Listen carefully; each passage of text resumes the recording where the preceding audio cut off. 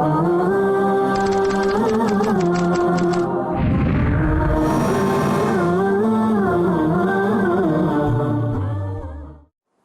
علیکم ورحمۃ اللہ وبرکاتہ۔ الحمدللہ الذی کفی وسلام علی عبادہ الذین اصطفی، اما بعد۔ ناظرین، میں ہوں آپ کا میزبان سہیل احمد رحمانی، آپ تمام ناظرین کا آج کے اس پروگرام پوچھو تو صحیح میں پرخلوص استقبال کرتا ہوں۔ الحمدللہ آج ہمارے ساتھ موجود ہیں فضیلت الشیخ رضا اللہ عبد الکریم المدنی حفظ اللہ، جو انشاءاللہ ہمارے سوالوں کے جواب دیں گے۔ ہم آپ کا بھی خیر مقدم کرتے ہیں۔ شکریہ۔ ناظرین، آپ بھی اپنے سوال واٹس ایپ یا ای میل کے ذریعے ہمیں بھیجیں، انشاءاللہ آپ کو تشفی بخش جواب دیا جائے گا۔ آج کے اس پروگرام کا پہلا سوال شیخ محترم سے ہے۔ ایک بھائی نے 12 بنکے سے سوال کیا ہے ای میل کے ذریعے۔ بھائی کا سوال یہ ہے کہ کیا گناہوں کے ذریعے سے انسان کے دل پر اثر ہوتا ہے؟ الحمدللہ والصلاۃ والسلام علی رسول اللہ۔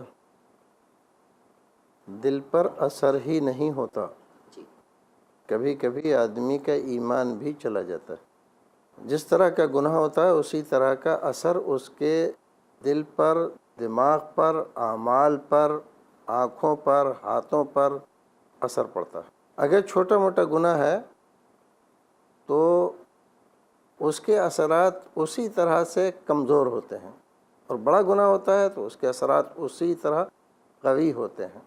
علامہ ابن القیم نے اپنی بعض کتابوں میں بعض سلف کے کچھ اشعار نقل کیے، اور اس میں فرماتے ہیں رأیت الذنوب تمیت القلوب وقد یورث الذل ادمانها۔ میں نے دیکھا ہے کہ گناہ دلوں پر موت طاری کر دیتے۔ اللہ اکبر۔ انسان کا دل مر جاتا ہے۔ انسان کا دل مر جاتا ہے، صحیح اور غلط میں تمیز کرنا بند کر دیتا ہے، اور اپنی صلاحیت کھو بیٹھتا ہے۔ وقد یورث الذل ادمانها، اور برابر گناہ کرتے رہنے سے آدمی ذلیل و خوار ہو جاتا ہے۔ تو اس میں کوئی شک نہیں ہے کہ گناہ کرنے سے آدمی کا دل سیاہ ہو جاتا ہے۔ ایک حدیث میں یہ ذکر کیا گیا کہ جب بندہ کوئی گناہ کرتا ہے اور توبہ نہیں کرتا تو اس کے دل پر ایک سیاہ نقطہ پڑ جاتا ہے۔ اگر وہ توبہ کر لیتا ہے تو وہ سیاہ نقطہ مٹا دیا جاتا ہے، اور اگر گناہ سے توبہ نہیں کرتا اور پھر کوئی گناہ کرتا ہے تو ایک اور نقطہ اس کے دل پر سیاہ ڈال دیا جاتا ہے۔ اور اس طرح سے ایک ایک نقطہ پڑھتے پڑھتے نتیجہ یہاں تک پہنچتا ہے کہ پورا دل سیاہ ہو جاتا ہے۔ اللہ اکبر۔ پھر قبول حق کی صلاحیت نہیں رہتی، حق اور باطل کی تمیز اٹھ جاتی ہے، حلال و حرام کی شناخت مفقود ہو جاتی ہے، اور اس طرح سے بندہ اطاعت الہی سے باہر ہو کر فاسق و فاجر سے لے کر کافر و مشرک تک بن جاتا ہے۔ اس کو برائی نظر نہیں آتی۔ برائی نظر نہیں آتی کیونکہ صلاحیت ہی نہیں ہے۔ جو چیز دیکھنے والی تھی وہ دھندلی ہو گئی۔ آپ چشمہ لگاتے ہیں، میں چشمہ لگاتا ہوں، اگر میرے چشمے کے ان شیشوں پر کوئی کالونج پوچھ دی جائے تو ظاہر ہے کہ مجھے دکھائی نہیں دے گا۔ ایسے ہی دل جو دیکھنے کا کام کرتا تھا، جب وہ کالا ہو گیا تو اب وہ دیکھنا بند کر دیتا ہے، پھر حلال و حرام کی تمیز باقی نہیں رہتی ہے۔ شیخ، شاید اسی بات کا ذکر اللہ رب العزت نے قرآن مجید کے اندر کیا ہے، کلا بل ران علی قلوبہم ما کانوا یکسبون۔ جزاک اللہ شیخ، بہت بہت شکریہ۔ ایک بھائی نے واٹس ایپ کے ذریعے سوال کیا ہے، اسے ہم سنتے ہیں۔ السلام علیکم ورحمۃ اللہ، میرا نام خالد ہے۔ میرا ایک سوال ہے، کیا گورنمنٹ کی طرف سے جو پلان اور اسکیمز عام آدمیوں کو دیے جاتے ہیں، کیا وہ ہم لوگ لے سکتے ہیں؟ کیا وہ لینا ہم لوگوں کے لیے درست ہے؟ شیخ اس کا جواب دیجیے پلیز۔ ہماری گورنمنٹ اگر ہمارے لیے کوئی اسکیم بناتی ہے، کوئی ڈسکاؤنٹ دیتی ہے، کوئی سہولت فراہم کرتی ہے تو ہمیں اس سے فائدہ اٹھانا چاہیے، لیکن اس سے پہلے کہ ہم اس سے فائدہ اٹھائیں یہ ضرور دیکھ لینا چاہیے کہ کیا وہ ہمارے لیے درست ہے، جائز ہے، مسلمان ہونے کی حیثیت میں کیا ہم اس کو لے سکتے ہیں۔ اگر جواب یہ ملے کہ ہاں لے سکتے ہیں تو ضرور اس سے فائدہ اٹھائیں، اور جواب یہ ہے کہ نہیں لے سکتے، مثلا حکومت نے ایک پروگرام ترتیب دیا، مان لیجئے خنزیر پالن کا،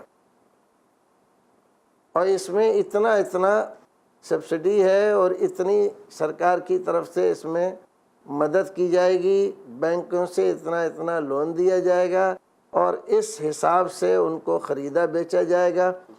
جب ہم دیکھتے ہیں تو صرف فائدہ ہی فائدہ نظر آتا ہے ہمیں، لیکن ظاہر ہے کہ وہ چیز ایسی ہے کہ اس کی بیع، شراء، بیچنا، خریدنا، پالنا، رکھنا مسلمان کے لیے درست نہیں ہے۔ جی تو ظاہر ہے کہ ہم ایسی اسکیم سے فائدہ نہیں اٹھا سکتے۔ تو اسکیم میں یہ دیکھنا ضروری ہے کہ ہم بحیثیت مسلمان کے اس اسکیم سے فائدہ اٹھا سکتے ہیں یا نہیں۔ مان لیجیے آج کل بچوں کو بھارت ناٹیم سکھانے پر بڑا زور دے رہے ہیں لوگ۔ مان لیجیے سرکار نے ایک اسکیم بنائی کہ جو اپنی لڑکیوں کو یہ سکھائے گا اس کو اتنے پیسے دیے جائیں گے۔ پیسہ سرکار کا ہے، سب کو دے رہی ہے وہ، کہ ہم بھی اسی سرکار میں رہتے ہیں، ہماری بھی یہ سرکار ہے، فائدہ ہمیں بھی اٹھانا چاہیے۔ لیکن ظاہر ہے کہ ہم بحیثیت مسلمان کے اپنی بچیوں کو ناچنا گانا نہیں سکھا سکتے، نہیں، لہٰذا ہم اس سے فائدہ نہیں اٹھائیں گے۔ جزاک اللہ شیخ، بہت بہت شکریہ۔ ایک بھائی کا ممبئی سے سوال آیا ہے، ان کا یہ کہنا ہے کہ ذہنی طور پر بہت پریشان رہتے ہیں رزق کے معاملے کو لے کر کے، اسی طرح بال بچوں کے معاملے کو لے کر کے، تو ان کے ذہنی پریشانی کو وہ کیسے دور کریں؟ دیکھیے ذہنی پریشانی کو اور بڑھا دیتی ہے۔ جی پریشانی کسی دوسری پریشانی کا حل نہیں ہوتا، نہیں جی بلکہ اگر آپ پریشانی میں معاملہ اللہ کے سپرد کر دیں تو آپ بہت حد تک پریشانی سے بچ جاتے ہیں۔ جی لیکن اگر آپ یہ پریشان رہیں کہ یہ کیسے ہوگا، وہ کیسے ہوگا، یہ ایسا ہو گیا، وہ ویسا ہو گیا، اور اسی میں دنوں رات سرگرداں رہیں، تو آپ کی راتوں کی نیند اڑ جائے گی، دن کا چین چلا جائے گا، اور سوائے انتشار ذہنی کے حاصل آپ کو کچھ بھی نہیں ہوگا۔ جی پریشانی کا علاج نہیں ہے۔ پریشانی کو آپ نارمل رہ کر، صبر سے، قناعت سے، ثبات قدمی سے آپ مقابلہ کر کے ختم کر سکتے ہیں۔ کوئی آدمی کہتا ہے کہ آسمان گر رہا ہے، اب ہم پریشان ہو گیا۔ ارے جو چیز گرنے والی ہے وہ گرے گی، آپ کو کیا پریشانی؟ جی جی آپ شانت رہیے، گرے گا تو دیکھا جائے گا۔ زمین پھٹ رہی ہے، اب ہم ہول دلی کا شکار ہو گئے، اور ہماری نفس تیز ہو گئی اور دل دھڑکنے لگا، اب پریشان ہے، اب کیا ہوگا؟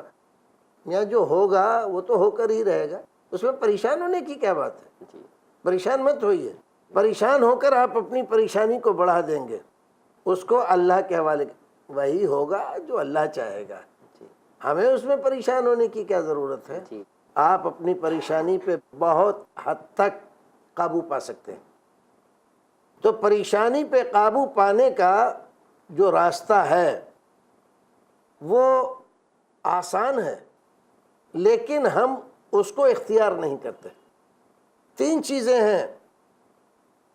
آپ اپنی پریشانی دوسروں سے کہنا بند کر دیں، جی اللہ رب العزت سے دعا کریں پریشانی سے چھٹکارا مل جائے، جی توکل اور بھروسہ صرف اللہ پہ رکھیں، اور چوتھی چیز جو آپ کے بس میں ہے کرنا وہ آپ کرتے رہیں۔ بس یہ 4 نکاتی فارمولہ ہے ہر ایک طرح کی پریشانی کے لیے۔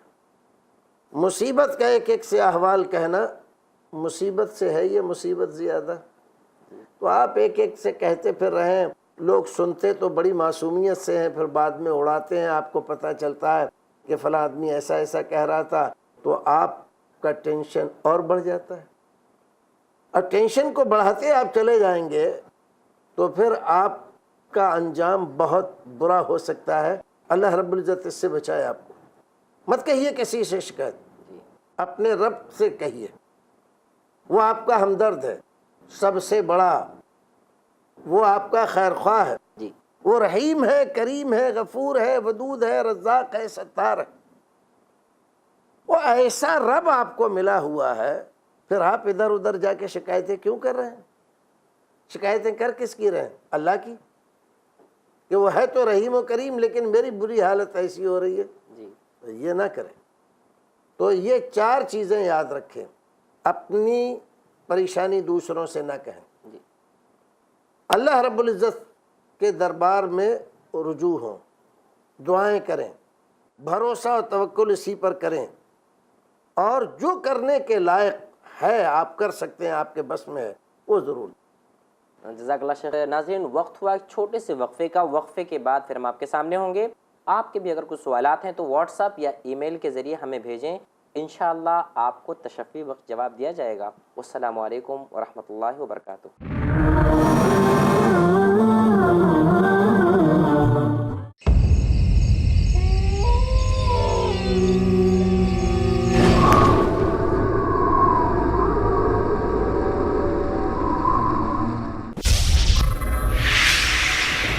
خوف، کیا سچ کیا جھوٹ، دیکھیے ان وسوسوں کا سماج پر اثر اور اس کا علاج ہر جمعہ رات 11:30 بجے صرف i+ ٹی وی پر، بہتر زندگی کے لیے۔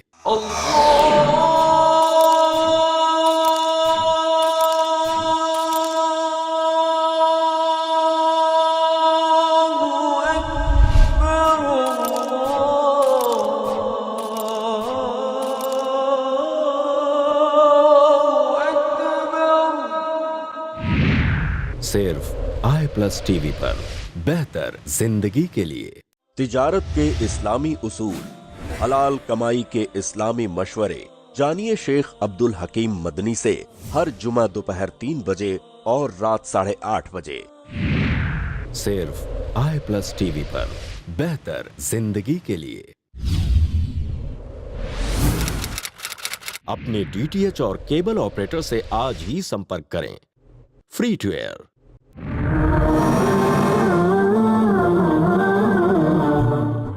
السلام علیکم ورحمۃ اللہ وبرکاتہ۔ ناظرین، وقفے کے بعد پھر میں آپ کا میزبان سہیل احمد رحمانی آپ کے سامنے حاضر ہوں۔ ہم اپنے سوالوں کا سلسلہ پھر سے شروع کرتے ہیں۔ وقفے سے پہلے شیخ سے ہم نے سوال کیے تھے رزق کے بارے میں۔ ایک سوال واٹس ایپ کے ذریعے ایک بھائی نے کیا ہے، اسے ہم پلے کرتے ہیں، شیخ اس کا جواب دیں گے۔ السلام علیکم ورحمۃ اللہ، میرا نام رسول احمد خان ہے۔ مکروہ وقت کیا ہوتا ہے، اسے انشاءاللہ جواب دیجیے۔ جی شیخ، آپ نے سوال سنا۔ ناظرین، آپ بھی اپنے سوالات واٹس ایپ یا ای میل کے ذریعے ہمیں بھیجیں، انشاءاللہ آپ کو تشفی بخش جواب دیا جائے گا۔ جی شیخ۔ وہ پوچھتے ہیں مکروہ وقت کیا ہوتا ہے۔ جی وقت تو سارے ہی محبوب ہوتے ہیں، کوئی مکروہ نہیں ہوتا۔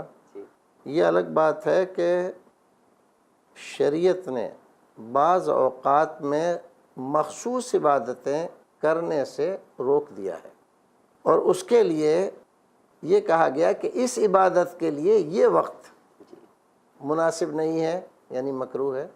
جیسے سورج نکل رہا ہے تو نماز پڑھنا مکروہ ہے، سورج نصف النہار پر ہے ایسے میں نماز پڑھنا مکروہ ہے، سورج ڈوب رہا ہے ایسے میں نماز پڑھنا مکروہ ہے۔ تو اس وقت کو مکروہ نہیں کہا گیا، بلکہ اس وقت میں اس عبادت کا ادا کرنا مکروہ قرار دیا گیا۔ وقت سارے مبارک ہیں، اچھے ہیں، بہتر ہیں۔ ان اوقات میں بڑے بڑے اچھے اور نیک کام کیے جاتے ہیں۔ آپ درود پڑھ سکتے ہیں، تسبیحات پڑھ سکتے ہیں، ذکر و اذکار کر سکتے ہیں۔ صرف نماز پڑھنے سے منع کیا ہے شریعت نے، وہ نہ کریں۔ وہ کریں گے تو یہ مکروہ ہوگا۔ جزاک اللہ شیخ، بہت بہت شکریہ۔ ایک بھائی نے پونا سے سوال کیا ہے ای میل کے ذریعے۔ بھائی کا سوال یہ ہے کہ کوئی مسلمان اگر بے عمل ہو تو اس کے بے عملی کی بنا پر اس کو جہنمی قرار دینا یہ کیسا ہے؟ یہ زیادتی ہے، ظلم ہے، جہالت ہے، حماقت ہے، بے وقوفی ہے، اپنے آپ کو جہنم میں دھکیلنا ہے۔ بعض جملے اتنے خطرناک ہوتے ہیں، رسول اکرم صلی اللہ علیہ وسلم نے اپنی صحیح حدیث میں فرمایا، جی من قال لصاحبہ یا کافر اللہ اکبر فقد باء بہ احدہما۔ اگر کوئی آدمی کسی دوسرے کو کافر کہتا ہے تو یہ یا کافر کہا ہوا جملہ یہ رائے گا نہیں جاتا، ان دونوں میں سے ایک ضرور کافر ہو جاتا ہے، یا تو جس کو کافر کہا گیا ہے یا جس نے کہا ہے، اگر اس کے اعمال واقعی کافروں جیسے ہیں اور اس پر کفر ثابت ہو رہا ہے تو وہ کافر ہے، اور اگر نہیں تو یہ کہنے والا کافر ہو جاتا ہے، کیونکہ مسلمان کو کافر کہنے والا کافر ہے۔ تو اس طرح کے جملے یا کسی کو جہنمی کہہ دینا، یہ اللہ رب العزت کی رحمت میں دخل اندازی کرنا۔ رسول اکرم صلی اللہ علیہ وسلم نے اس سلسلے میں بنی اسرائیل کا ایک واقعہ ذکر فرمایا، حدیث صحیح ہے۔ فرمایا بنی اسرائیل میں دو آدمی تھے، ایک بڑا نمازی، پرہیزگار، نیک، دیندار، اور دوسرا لاؤبالی، لاپرواہ، بے پرواہ، نماز روزے سے غافل۔ یہ ہمیشہ، لیکن تھے دونوں دوست، یہ ہمیشہ اس کو تلقین کرتا رہتا تھا، بھائی نماز پڑھو، بھائی ایسا کرو، بھائی ایسا کرو، بھائی ایسا کرو، اور وہ اپنی زبان سے صرف ایک لفظ کہتا تھا، دعنی و ربی، میاں چھوڑو، مجھے اور میرے رب کو رہنے دو، میں اس کا بندہ ہوں، وہ میرا رب ہے، وہ جو چاہے گا میرے ساتھ کرے گا، تم اس میں دخل مت دو۔ جی۔ لیکن یہ آدمی ہمیشہ اس کو نصیحت کرتا رہتا ہے۔ ایک دن عبادت کر کے وہ آ رہا تھا مسجد میں، مان لیجئے نماز پڑھ کے آ رہا ہوگا، اور آ کر اس کو دیکھا یہ کسی برائی میں ملوث ہے، جی۔ تو اس کی زبان سے نکل گیا کہ اللہ تجھے معاف نہیں کرے گا، جہنم میں ڈالے گا۔ اللہ اللہ رب العزت کو یہ بات سخت ناپسند آئی، فرشتے کو بھیجا اور دونوں کی روح قبض کرائی۔ اس سے پوچھا جو دانی ربی کہا کرتا تھا، اس سے پوچھا کہ کیا سبب تھا، تیرے کہنے کا مطلب کیا تھا، کیوں کہتا تھا دانی و ربی؟ تو اس نے کہا پروردگار میں جانتا ہوں کہ میں گنہگار تھا، لیکن تیرا بندہ تھا، تو رحیم ہے، کریم ہے، غفور ہے، ودود ہے، تیری رحمتوں کا کوئی ٹھکانہ نہیں ہے، اور میرے دل میں یہ بات تھی کہ میرا رب رحیم و کریم ہے، مجھے معاف کر دے گا، بخش دے گا۔ تو اللہ رب العزت نے کہا کہ میں رحیم ہوں، کریم ہوں، غفور ہوں، جا میں نے تجھے بخش دیا۔ اور اس آدمی سے کہا تو نے اسے کیسے کہا کہ یہ جہنمی ہے؟ تو میری رحمت کو محدود کرنے والا کون ہوتا ہے؟ تجھے کس نے بتلایا کہ یہ جہنمی ہے؟ تجھے کیسے پتا چلا کہ میں اسے نہیں بخشوں گا؟ کس نے کہا تجھ سے؟ اللہ رب العزت نے حکم دیا جاؤ اس کو جہنم میں لے جاؤ۔ نیک، دیندار، پرہیزگار، نمازی، ہر طرح سے درست اور صحیح، اللہ اکبر، لیکن ایک جملے کی وجہ سے اپنے سارے اعمال اس نے برباد کر لیے اور جہنم کا مستحق ٹھہرا۔ تو یہ فیصلے جہنم میں کون جائے گا، جنت میں کون جائے گا، مسلمان کون ہے، کافر کون ہے، یہ فیصلے بندوں کو نہیں کرنا چاہیے، یہ اللہ کے فیصلے ہیں، اسی کے اوپر چھوڑ دینا چاہیے۔ ہمیشہ زبان اپنی ان فیصلوں سے محفوظ رکھنا چاہیے۔ جزاک اللہ شیخ۔ ناظرین، امید کہ آپ کو جواب مل گیا ہوگا۔ واٹس ایپ کے ذریعے ایک بھائی نے ہم سے سوال کیا ہے، شیخ سے ہم پوچھتے ہیں اس کا جواب۔ السلام علیکم، میرا ایک سوال ہے شیخ رضا سے۔ مولانا صاحب ایک بات بتائیے، یہ لوگ جو ایسٹرولوجی ہوتی ہے، جو ہاتھ دیکھتے ہیں اور جو فال نکالتے ہیں، اس کی شریعت میں کیا حیثیت ہے؟ جی شیخ، سوال آپ نے سنے۔ جو ہاں وہ کہتے ہیں ایسٹرولوجی، جی شاید پامسٹری کے لیے بول رہے ہیں۔ جی دیکھیے یہ ایک علم ہے، لیکن اس علم کے اصول ہر ایک آدمی کے بس میں نہیں ہے کہ اس کو جان لے۔ رسول اکرم صلی اللہ علیہ وسلم نے اپنی ایک حدیث میں فرمایا ہے کہ ایک نبی تھے، کان یخط خطا، جو خط کھینچا کرتے تھے، لکیریں کھینچا کرتے تھے اور اس کی بنیاد پر پیشن گوئی کرتے تھے۔ بس جس آدمی کے خطوط ان کے خط سے مشابہ ہو جاتے ہیں اس کی بات تو سچ ہوتی ہے، باقی لوگوں کی بات غلط ہوتی ہے۔ اب یہ جو پیشن گوئی کرنے والے ہوتے ہیں، ایسا ہوگا، تمہاری زندگی میں ایسا ہو جائے گا، تمہاری زندگی میں ویسا ہو جائے گا، یہ لوگ عام طور پر عام لوگوں کی بنسبت ذہین ہوتے ہیں، اور اوقات، موسم عام حالات، ان تمام چیزوں کا گیان ان کو اچھا ہوتا ہے، اور ان تمام چیزوں کو ذہن میں رکھتے ہوئے پیشن گوئیاں کرتے ہیں۔ لوگ سوچتے ہیں کہ یہ کوئی لکھی پڑھی بات ہے، کوئی لکھی پڑھی بات نہیں ہوتی، محض اندازہ ہوتا ہے۔ ہم بھی کر سکتے ہیں بہت ساری پیشن گوئیاں، اور انشاءاللہ ہم کہتے ہیں کہ 70% صحیح ہو سکتی ہیں۔ مئی جون کے مہینے میں ملک کے بیشتر علاقوں میں آگ لگنے کے امکانات ہیں۔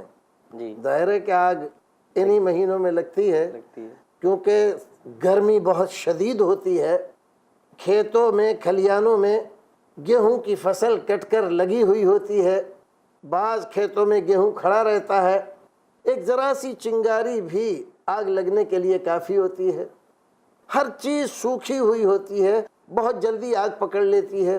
خاص طور سے دیہات میں چھپر کے مکان یا اسی طرح سے لکڑی کے مکان ہوتے ہیں، معمولی چنگاری سے بھی آگ لگ جاتی ہے۔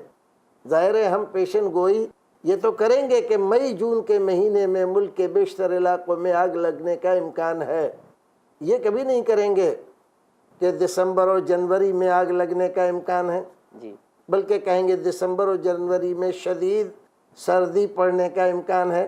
عام آدمی نہیں سمجھتا ہے، لیکن یہ کیا ہے تو عام باتیں ہیں، سب لوگ جانتے ہیں۔